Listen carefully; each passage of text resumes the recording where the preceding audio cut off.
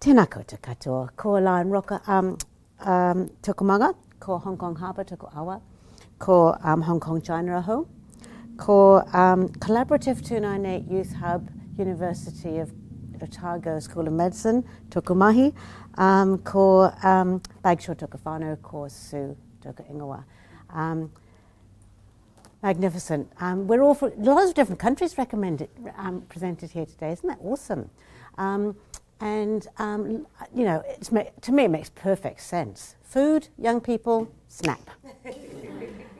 But I love the ways you have facilitated disclosures, and I think that's really important. But I was going to start this way anyway, but Anna definitely asked me to, in terms of, maybe do this, there we go. Taking care of yourself. You know, today's going to be challenging. It may be triggering for some of you. It'll be emotional. And that's important because we are whole people. And if you are triggered and you kind of brings back some memories for you, please leave if you'd like to. Don't feel bad. And one of us will tear after you and make sure you're okay.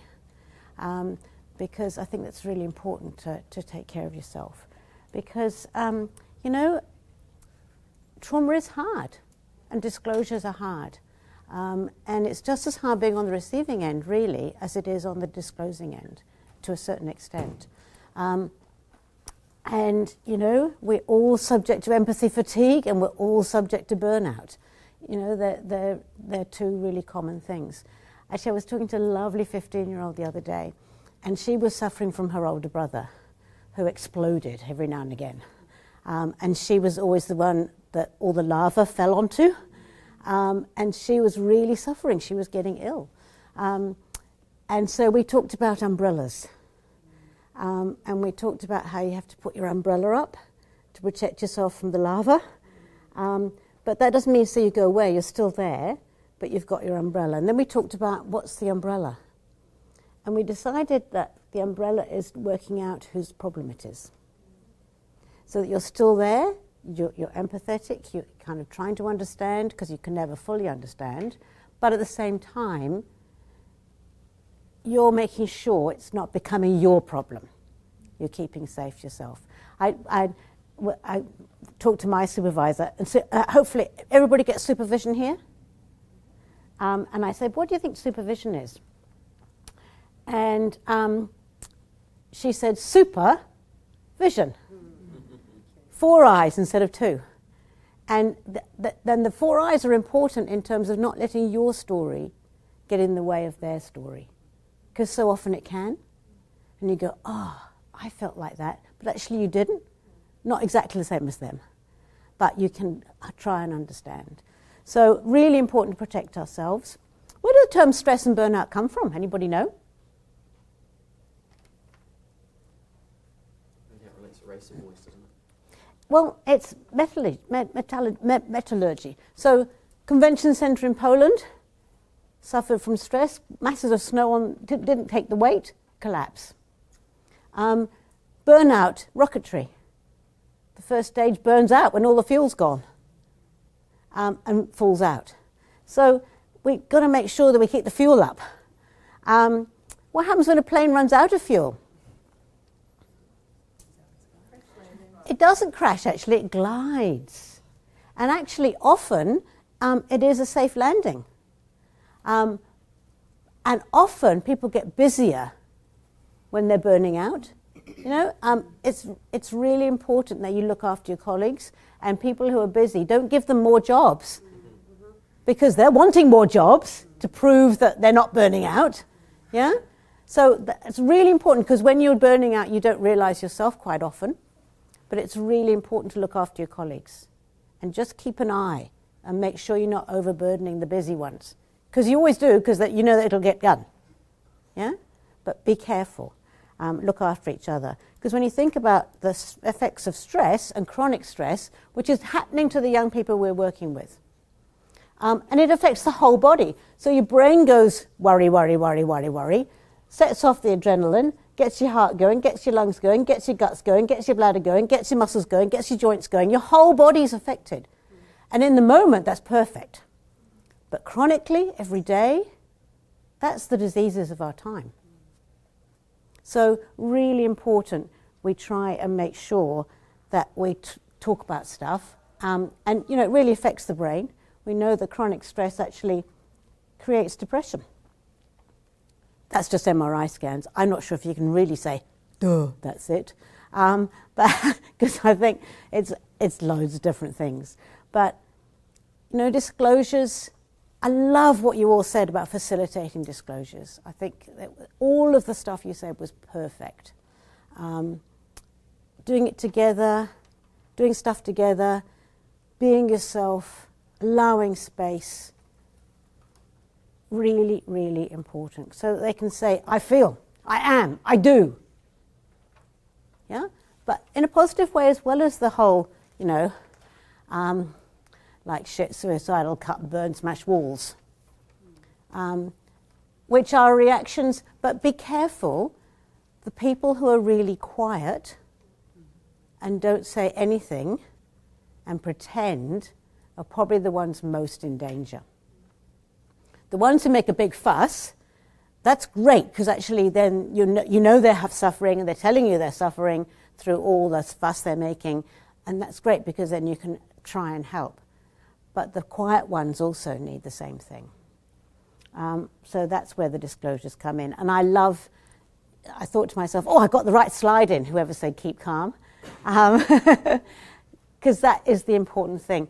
My eldest son got really quite suicidal, and I was working on the methadone program, and the counsellor I was with, I mean, I was worried shitless, of course, and she said, it's stupid to say, don't worry, because of course you are, but can you try not to show it so much? Because when you show it, he worries more, and therefore gets more suicidal and more depressed. So you've got to try and not pretend, but be as calm as you can and be the rock that they need, because they do need that. Lots of young people have told me, though, that the most important thing for them is somebody who believes them, and somebody else said that already. Somebody who believes in you. That's the most important thing. And not just believes your story, but believes in you, that you can do it as long as you have the right supports. So keeping calm, really, really important. And also kind of keeping talking. I mean, giving that silence and that space is absolutely vital. But have you come across young men who don't say anything? Young women who say lots but nothing? So in a way, obviously, the most important thing is to give them that space and that offering that silence, but also inviting in.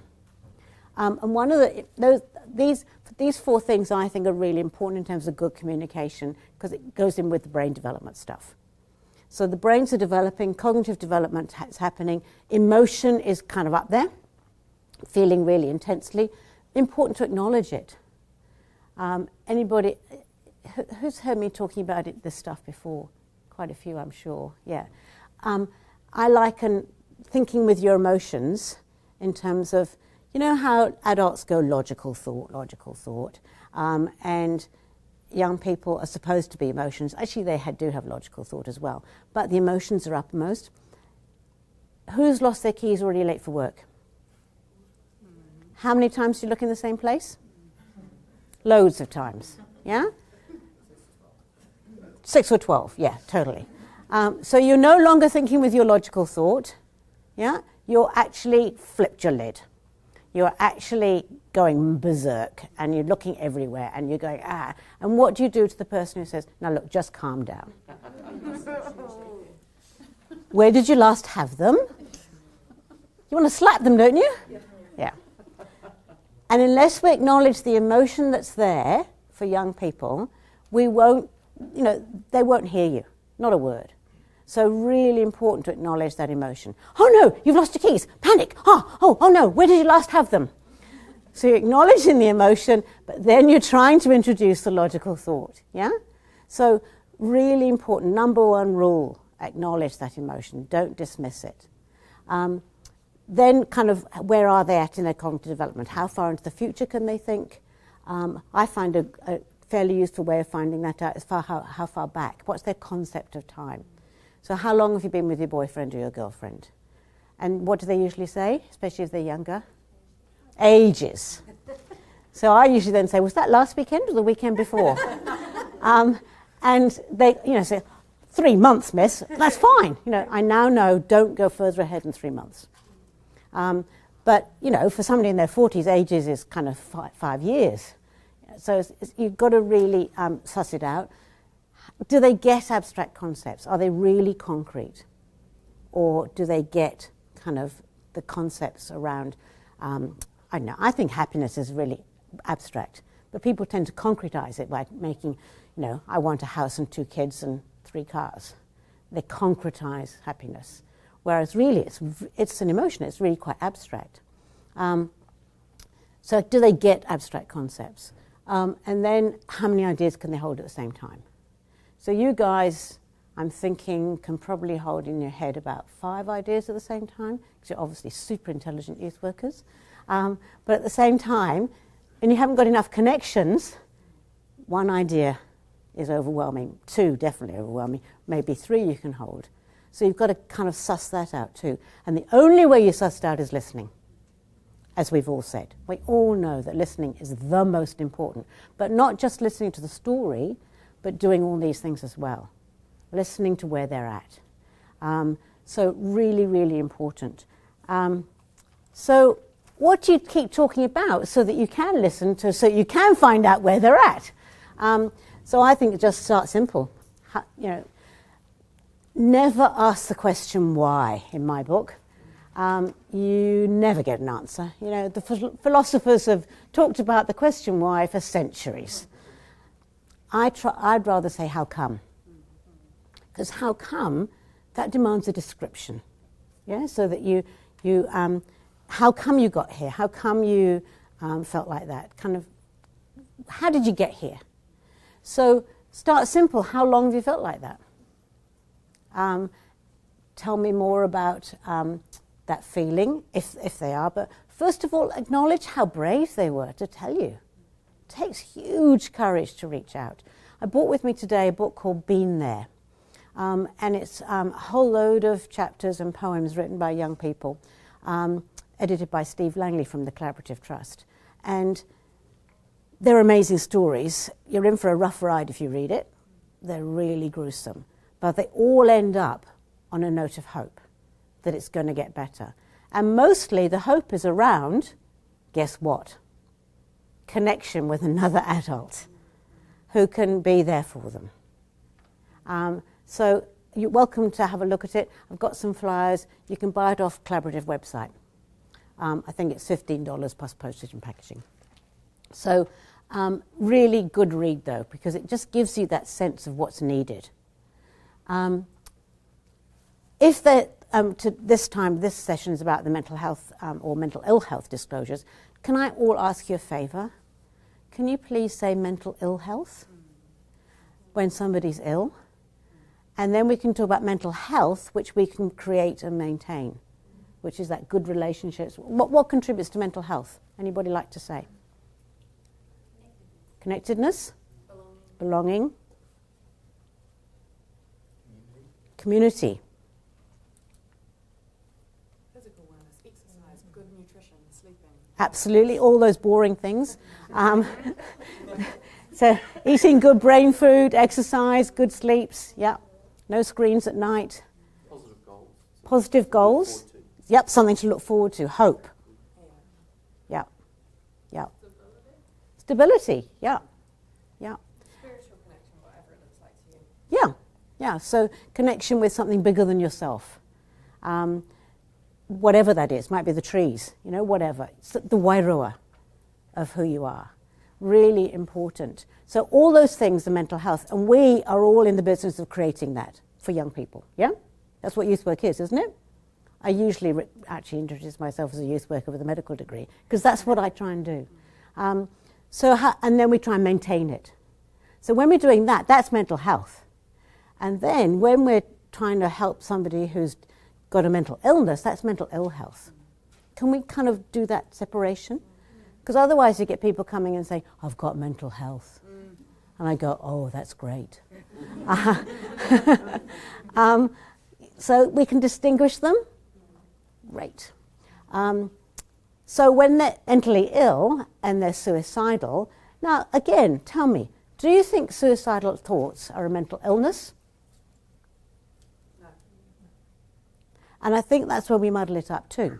Because mental illness is usually marked out by not being able to function. And often you can get suicidal thoughts and still function pretty well. But at the same time, they're usually an expression of what? Distress. Yeah, I can't cope. But I wish that that word, to be honest, hadn't filtered in quite so much to our everyday language. Because now you can't distinguish between suicidal thoughts and being suicidal, about to commit suicide, or about to do suicide, or about to kill yourself. And we don't distinguish them enough. So my 11-year-old grandson says, oh, well, if I can't go there, I'll just do suicide. And it's just in everyday language. And he doesn't want to kill himself at all. But it's a threat. And it's nothing to do with suicide, really. So can we find another word for saying, I'm distressed? Wouldn't that be good? So that we can facilitate that disclosure of distress. You're allowed to be distressed. Suicide is not an answer. Because at the moment, young people think, I'm depressed, I'm stressed, I can't work, I can't do anything, I've got all these problems, I'm never going to solve them, I might as well not be here, I'll kill myself. Yeah? But if we can present it in terms of, you can say you're distressed, you can say you're not coping, it's okay. You're allowed not to cope. We're here to help you learn how to. That will be brilliant. So have they got a plan? So if they're expressing suicidal thoughts, do they actually have a plan to put that suicidal thought into an action thing? And if they do, that's really important that you address that. It's really important you address anything, obviously, but that kind of edges you up a bit in terms of your red flags going. And most important, have they told anyone else? And most important, to reassure them of limited confidentiality.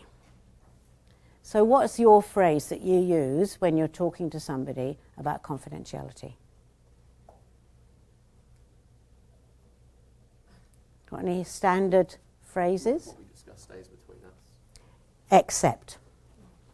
Yeah, what you say will stay between us unless you put yourself or others at harm. Yeah. And I always think it's really important if you add in, so I need to talk, if you're at danger of harm from yourself or others, or you're going to harm somebody, I need to tell somebody else so I can help you better. Those few words are vital, because you can't guarantee that you're not going to tell anybody, because you've got to help them, and if they're really in danger, you really need to tell someone else. But always guarantee that you'll tell them what you've said. If I'm going to ring somebody, I always try and have them in the room at the same time so they know exactly what I've said. And try and agree with them, what would they like me to say?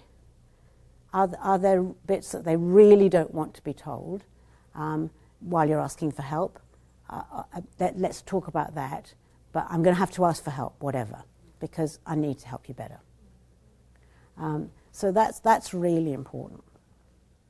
So HEEADS is just a framework around kind of try and find out the context of how come they've got here. Don't worry about it too much. It looks a lot, but really the most important things, and come to the workshop end of next month, the most important things are what do you keep talking about. So while they're talking to you, they're not doing anything to themselves. So really important to keep that flow going and get that engagement happening and listening to how come they've got here. Help them to tell their story about the tip of the iceberg is expressing distress, and then the story about how they got here. So helping them to tell their story. So what else is happening? Okay, you feel distressed, you've acknowledged the emotion, you're kind of listening, creating that space that you all do so beautifully. Hi, Catherine. Then you kind of, what else? How come you rang the helpline, or how come, yeah, it's great that you talked about this. What else is happening for you? So you're broadening it out rather than the whole tip of the iceberg stuff. And then you're going, so what's happening at home? Who do you live with? All those kind of chatting around home. Does everybody shout at each other in your house? Do they hit each other? Does that happen to you? So you're just making it a chat. Tell me, don't say what's home like. Way too abstract. They've got 6 answers to that question, don't know which one you want. But tell me about home. Who are you living with? What are they like? Do they drink? Do they smoke? Who cooks? See how you're covering off the letters without actually asking the letters. Just making it a chat. Finding out what the context is. And then what's happening at school? What subjects are you doing? Do you go to school? Is there anybody at school you like? What do you do at lunchtime I find is good? What's the most embarrassing thing for a young person, especially a younger teenager? Admitting you've got no friends. Yeah? So I must admit, I used to say, what do you do at lunchtime? And the people with no friends usually go to the library. But actually it's totally turned around now. My youngest son came home once and he said, Mum, I think I'm a nerd. And I thought, is that good? How should I respond? I said, that's good. And he said, yeah, it's good. At least I'm somebody. At least I belong. But now being a nerd is the top thing. I tell you what, the Big Bang Theory has really helped all those nerds. And it's the top thing to be. You know, everybody wants to be a nerd now. And then everybody goes to the library and plays board games at lunchtime. So it's no longer my favourite question. I don't know what to ask now to find out if you've got no friends. So I'm going to have to do some research. But try not to say, have you got friends at school? Because it's ghastly admitting you haven't got any. So who do you hang out with? Where do you hang out at school? And obviously if they're working, what kind of job, how many hours, what do you do with the money, that kind of stuff. Just chatting, yeah? Just trying to find out the context of what's going on so that it informs your picture of them in terms of how can you help? Because you're getting to know them. And it's not too personal at the beginning. And then what stuff do they like doing? What's important to them? Yeah, because if you're going to do some motivational stuff later on in terms of trying to persuade them that suicide may not be the ideal outcome, you're going to need to know what's important to them. You're going to need to know what it is that they want to carry on living for, even though at the moment they're overwhelmed and they don't want to carry on living. So really important. What kind of stuff do you used to like doing? Even if they say nothing. But what did you used to like? Really important. And I find music's really helpful because everybody likes something in terms of music. And it gives you something to kind of equate on. Even if it's, I have no idea what that band is like. Wow, that one's new to me. What kind of music do they play? And you get them talking. And that's a great distraction for the brain. Then who can they talk to? That's the best question. Because if you can identify somebody else they can talk to apart from you, that really helps. Because if you feel you're the only one that can, please don't rescue them, but you're the only one that can be there for them, that's a real burden for you. So I have a question here. So when you say, keep talking to them, I had a friend of mine, I was quite young at the time, I must have been only about 11 or 12, so I wasn't equipped enough to sort of handle the situation, but I knew that he was in a lot of depression, and to the extent that he wanted to take his life. And he did all this, like he spoke to people and he tried to divert his mind. But I think, and there were a lot of people who came to help him out, but I think that stressed him out even more, to the extent that like he felt like, okay, everybody else now knows my story, and what do I do? And he actually did commit suicide at the end of it. So I'm just wondering, like, is there a way that we actually sort of ask these kind of questions, not as directly, for people like him who, Yeah. Yeah. And I think that's the thing. That's why it's so important at the beginning to kind of get to know where they're at and what kind of person they are. So what kind of person am I talking to? Are they kind of ones who like to share everything and talking really helps? Are they much more the kind of person who would rather nobody else knew? And that's why it's important at the beginning to talk about the plans and have you told anyone else? Then go, okay, it's really hard because you want to know how they would like to be helped. But when they're young, I don't know. They don't know because that's the whole point. They're talking to you because you're supposed to know. So it's kind of like where we'd like, this is the kind of things we can offer at the beginning almost. I can introduce you to heaps of people that can help. But you may be a person who likes to do just one-on-one stuff. Would that be preferable to you? So you can try and kind of put it into language like that, rather than saying, how would you like me to help you? Because they don't know. But what's on offer? Bit of a menu, yeah? And we'll talk about the menu in a minute. But at the same time, I think you're right. We do kind of splurge it around a bit. So that's why, who can they talk to? Who would they like to talk to? I'll work with you and them if that's the only people. What if they've already made up their mind to commit suicide? What do you do? It's really hard.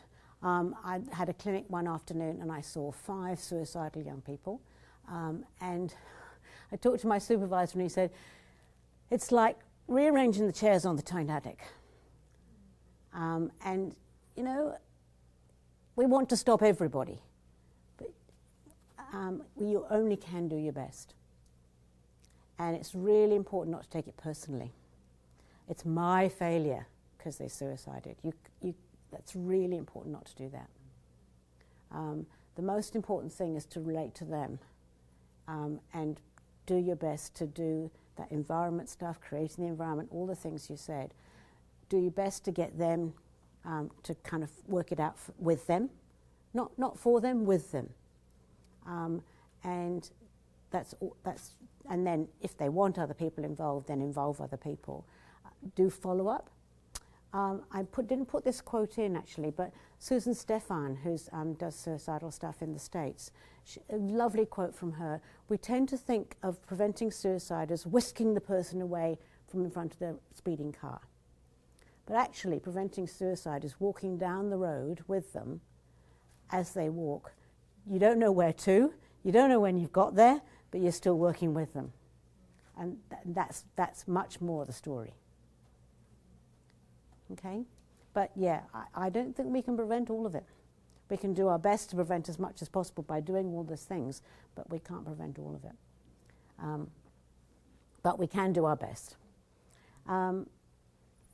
So, yeah, what's going on in terms of what did they do to make themselves feel better? And it may be nothing. They've tried everything, nothing makes them feel better. But you've gone through all the different things they have tried, and that's helpful for you, because don't repeat it or do it in a different way if it's something. So, you know, some of these things can be really helpful and some of them aren't, the things that people choose to make them feel better. And sometimes, I've got different models that I use, but we won't go into that today. But really it's about what can you do in terms of kind of starting. And I think one of the things that's really important, I think, is asking about significant events. So especially if they've been kind of, they can't remember how long it's been going on for. It's been going on forever. I've never felt happy. You know, it's kind of like overwhelming blackness. Try and ask them about significant events. So you can include good events as well. So was there, good events that happened as you were growing up? Did you have a special friend? Did you, kind of get them talking about good things, but also obviously bad things. So this is from the ACE study, Adverse Child Experiences study from San Diego. And they actually researched a whole group of people in this insurance company, Kaiser Permanente, one of these American things. And so they were all fairly rich people, middle-class white Americans, no blacks, no Hispanics, no poor people, because they couldn't afford to be in the insurance thing. And and they asked them all sorts of things around growing up. And what they found was that these kind of 10 things, and some people have added more, were really important in terms of risk, especially of suicide. If you have more than 4 of these, your risk of suiciding is 30 times increased. So really important to ask about suicidal events, positive, but also try and find out about some of this stuff. And we know a lot of young people say, oh, I haven't had anything bad happen to me growing up, but they've witnessed stuff, or they've been part of stuff. And just about every young person in Canterbury has grown up in post-earthquake Christchurch, where there's been heaps of stress, moving, parents being stressed out. They've all got one risk factor. So then there's more on top, obviously. So really important to include some of this stuff. Try and balance it with the positive events as well, so that you've got a balance of it's not all black. And then, so that you're looking out for the bad things, but you're also looking out for the good things. And really important to make sure you approach things from their strengths. Find out what they, it's a strength to have a caring adult to talk to. It's a strength that you're belonging to a group. It's a strength that you're developing a skill. Doesn't matter what kind of skill. It could be building ant colonies. Doesn't matter. A skill. It's a strength that you've got pro-social friends. It's a strength that there's some sort of structure in their life. They're not just sitting at home playing video games all day and night. So look for the strengths and frame them as strengths, because people don't think they have any strengths. And you ask a Kiwi young person what they're good at, what do they say? Nothing. But if you delve, you'll find something. That's for sure. And reflecting that back to them is really, really helpful, because you're trying to create hope. When people are self-harming, fast readers. Yeah? Sorry to interrupt. Yeah, no, go for it. Just ask, this is a question that I find really interesting to try and navigate. When we're in that youth work space and we're not a social worker and in that space of counselling or support, and it's finding that point where we need to close down the conversation because actually we're stepping out of our realms of professionality and maintaining those good professional boundaries in terms of keeping ourselves safe and getting the best help for that young person. Yeah. And these are questions that we would ask naturally as youth workers, but that grey area is really hard to navigate. I'm wondering if you can bring that into some of this conversation in terms of at what point we close down the conversation because we're stepping out of our bounds in that youth work space. Yeah. And actually we really need to refer on and draw to a close. Yeah. And I think that's about saying, look, it's so good you've told me. And it's been so great chatting away and getting to know you a bit better. Thank you. I'm not equipped to really, I'm happy to go with you and keep talking, and that's absolutely great. I'd love you to come to group or whatever. But I'd also love you to see this really great person I know who's really good at helping you with this specific issue. The point is not letting them go, but keeping with them, but going with them. Really happy to, why don't, here's a list of people, and I'll show you the list. You can do this yourself. I can come with you. Try and get them to do it themselves with you. Because if you just say, oh, you can make an appointment, they're not going to do it. And we did some research actually with some high school students in North Canterbury and then some in Te Punawai. We asked them, mostly it was in North Canterbury, but we asked them, what would you do if your school nurse referred you? What do you think about that? How would you like them to refer you? And they said, well, my first reaction, some of them said their reaction would be, oh, she doesn't like me, she's just trying to flip me off. One of the reactions was, oh, I must be really bad. She can't cope with me on her own. This is terrifying. I must be really bad. Another reaction was, oh, she spent some time with me, she understands me, I trust her, so I'll trust the person she's referring me to, and I'll go. So I think definitely, be really vulnerable. Say, I haven't got the skills for this, but I know this great person who does, but I'm going to stay with you. You know, that follow-up stuff I think somebody mentioned. I'm going to stay with you, and I'll come with you, and kind of we can keep talking anyway. Does that sound kind of, it's really blurred. It's really grey, and different people will say different things around. Actually, no, even asking some of these questions, you've overstepped your boundaries. Yeah. And other people will go, well, didn't you ask this, this, and this? Yeah. You know. Exactly. It's a challenge. And it's really important to keep listening and listen for the cues of I've had enough. You know, when young people, they said what they want to say, and then you're getting them to talk more, and you're giving them the cues. I don't want to talk about this anymore. Go away. But often we don't pick up those cues enough. And going off to do something together will be much better than keeping talking. But then come back and do some more. Don't let it go. So when people self-harm, would you agree that there's loads of different reasons, yeah? Loads and loads. So really important that I often say if people are self-harming, what was going through your head? Because then I can find you someone to help you with whatever was going through your head when you were self-harming. Don't take it on yourself. Obviously, we've all said, non-judgment, accepting whatever them as who they are. But then, because we can help you with that. And when you say we, I've got this really good person who's, yeah? So, same with suicidal behaviours, really, recognising that they're trying to solve the problem and trying to help them realise that suicide's not a solution to a problem. There's tons of other ways we can try and help you solve the solution, get to the solution.